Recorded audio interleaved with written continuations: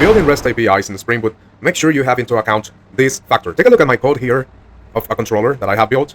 For example, when I want to retrieve here all of the products coming from the service layer, I return a type of list and I return the products entity that it's representing all the products coming from the database. But you can also represent it and return it as a response entity. So you can see here one of the differences here, that when I execute the get all right now, the method that is returning the list directly, we are not returning the response entity right here, but it's much more recommended to return the response entity because it lets you to put the status of the HTTP request you have made.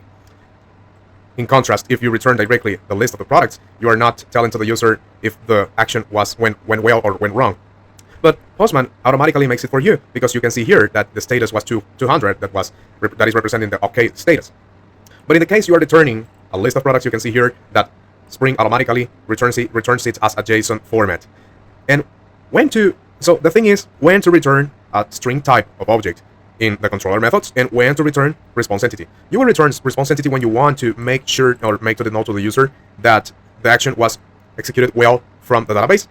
And whenever you want to return only directly the method, the result from the database without specifying your HTTP code personalized, you may want to return only the record.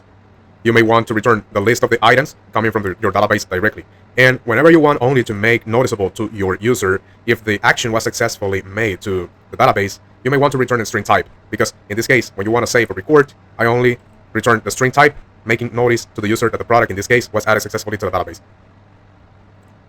So take these factors into account to don't fall out into the mistakes or confusion that usually Java devs or Spring Boot devs are usually falling out when building RESTful APIs.